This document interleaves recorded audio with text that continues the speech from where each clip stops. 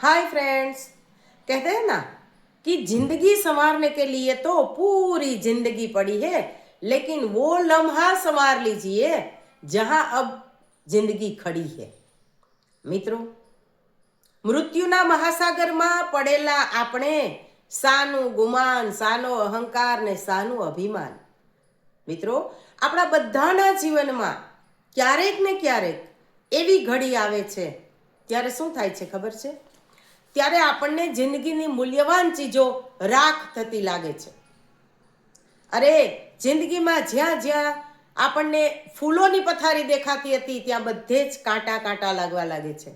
અરે, જે મૂલ્યવાન સંપત્તિ લાગતી હતી એ પણ હવે રાખ લાગે છે અને જિંદગી પ્રત્યે આપણને તિરસ્કાર છૂટે છે।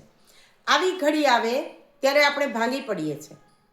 મિત્રો, બધાના જીવનમાં ક્યારેક ને ક્યારેક આવી ઘડી આવતી હોય છે, પણ ત્યારે એક માણસ તરીકે આપણા જીવનમાં બે રસ્તા હોય છે।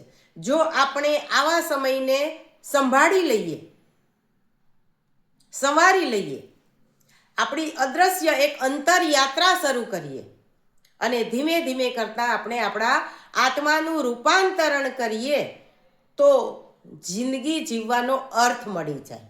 મિત્રો, જિંદગી મિટાવવા માટે નથી, જગાડવા માટે છે।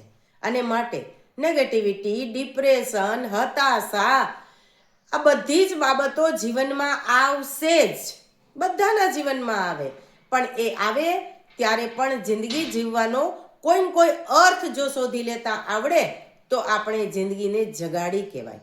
અને આવી જિંદગી જ્યારે જાગી જાય ત્યારે એ જીવન છે ને એ સાર્થક બને, વ્યર્થ ન બને। મિત્રો, આપણી જે વાત ચાલે છે, કથા પણ આપણી, વ્યથા પણ આપણી, એને જ અનુરૂપ એક ઘટના ઘટી ગઈ। એક ઘટનાની આપની સમક્ષ વાત કરું છું કે ગઈકાલે આપણે મળવાનું નહોતું થયું, એ બદલ સોરી, પણ મંદિરે જવાનું થયું પૌત્રની સાથે। હવે ત્યાં ઘણા બધા દંપતીઓ આવતા હોય, યુવાન દંપતીઓ આવતા હોય, એમાં બધા સાથે જય શ્રી કૃષ્ણ, હાય હલો એવી ઓળખાણ પણ હોય। તો અમે દાદી દીકરો રમતા હતા, ત્યાં બાજુમાં એક કપલ બેઠું હતું બેન્ચ ઉપર, અને ધીમે ધીમે કરતા ઓળખાણ હતી એટલે વાતોચીતો થઈ અને એની સાથે એનું કુરકુરિયું પણ હતું, એની સાથે મારો પૌત્ર રમતો હતો। એટલે એ બંનેએ જે વાત શરૂ કરી કે અરે આંટી, હમણાં તમને ખબર છે આ તો કેટલું લાગણીશીલ છે, આને તો કેટલી માયા છે। ટૂંકમાં એવું હતું કે મને બીક લાગતી હતી કે કદાચ એ કુરકુરિયું છે એ મારા પૌત્રને કંઈ નુકસાન કરે તો એના ઉપરથી એમણે એમ કીધું કે ના, આ તો બહુ યાદ રાખે છે, એને ભાવ, પ્રેમ, લાગણી બધાને એ ઓળખતું હોય છે।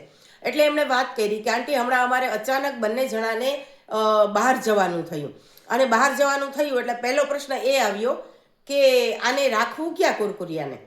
એ મુશ્કેલી તો અમારી હતી, કુરકુરિયાને તો આ કોઈ ખબર નહોતી। એટલે ઘણા બધા સગાવાલાના નામ યાદ આવ્યા, પણ એવું થયું કે ના, એવું તો ત્યાં તો નથી મૂકવું।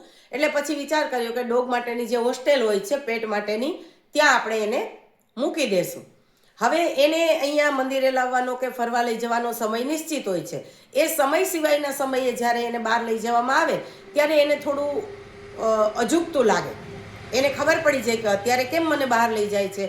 એટલે અમારે વહેલી સવારે નીકળવાનું હતું, એટલે હું વહેલી સવારે એને લઈ અને નીકળ્યો અને જે પેલી હોસ્ટેલ છે ત્યાં ગયો, તેમના જે માલિક છે એમની સાથે વાતચીત કરી।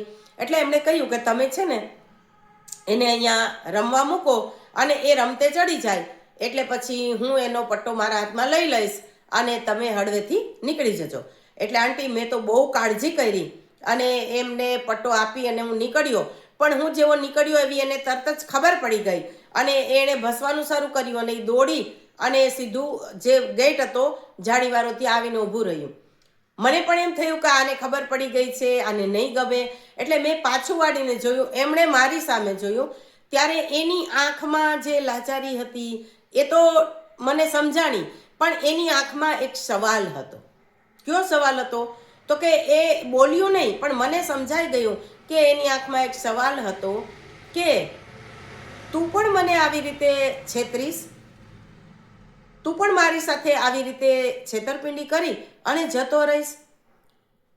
અને એની આંખમાં આ જે ભાવ હતો ને એ જોઈ અને મારી આંખ ભીની થઈ કે અરે રે, જેને મેં પાડ્યું છે, એને, જેને મારી પર વિશ્વાસ છે, એની સાથે આવી રીતે છેતરપિંડી કરી અને એને આવી રીતે આમ છોડી ભલે વાત તો એક જ દિવસની હતી, પણ હું જાઉં છું એટલે મને મારો અંતર આત્મા ડંખવા લાગ્યો. કારણ કે હું નાનપણથી જ જીવદયા પ્રેમી છું. અમને બંનેને આ રીતના પ્રાણીઓ ઉપર બહુ દયા આવે અને એમનું કંઈ સારું કામ કરવાની પણ ઈચ્છા બહુ થાય. જ્યારે મેં એ યુવાન પાસેથી આ વાત સાંભળી, એમની પત્નીએ પણ ટાપસી પૂરી કે હા આંટી, અમે બંને જણા છે ને એ પશુ પક્ષી પ્રાણીઓ માટે ઘણું બધું આવું સારું કામ કરીએ છીએ. આ વાત સાંભળી ત્યારે મારા મનમાં એક પ્રશ્ન થયો મિત્રો, કે જો એક પાલતુ પ્રાણીની આંખમાં પણ તમે એ ભાવ વાંચી શકો છો કે લે તું પણ મારી સાથે આવું કરીશ, તો આજના યુવાનો છે એ એના માતા પિતા, એના પરિવારના સભ્યોની આંખમાં આવા ભાવ કેમ નથી વાંચી શકતા કે દીકરા તું મારી સાથે આવું કરીશ, અરે મારી પુત્રવધુ મારી સાથે આવું કરશે. આવા ભાવ દરેક માતા પિતાની આંખમાં પણ હોય છે. અરે આપણા પરિવારના દરેક સભ્યોની આંખમાં હોય છે. ઘણી વખતે માતા પિતા પણ જ્યારે નાના નાના બાળકોને મૂકીને ક્યાંય જતા હોય ત્યારે એ બાળકની આંખમાં પણ આ સવાલ તો હોય જ કે માં તું મને છેતરીશ, પપ્પા તમે મારી સાથે આવું કરશો. ત્યારે મને અફસોસ થયો કે કાશ જો આપણે આપણા જ પરિવારના સભ્યોની આંખમાં રહેલા આવા ભાવ જાણી લઈએ, એને સમજી લઈએ, તો ખરેખર કોઈ પણ માણસ છે ને એને આત્મહત્યા કરવાની જરૂર ન પડે.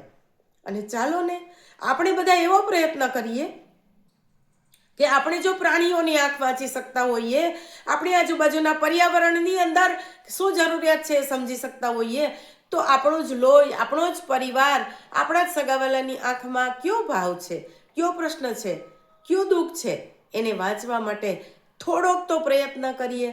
થોડીક ઝીણી આંખ કરીને એ અક્ષરને, એ ભાવને ઉકેલવાનો પ્રયત્ન કરીએ કે એના મનમાં કેવા પ્રશ્ન થાય છે કે દુનિયા આખી ભલે મારી સામે છેતરપિંડી કરે, પણ દીકરા તું કરીશ, અને જો તું છેતરપિંડી કરીશ તો અમે ક્યાં જાશું? અમારી માટે બીજો કોઈ રસ્તો નથી. ચાલો ત્યારે મિત્રો, આવતીકાલે ફરી મળીશું નવી વાત સાથે.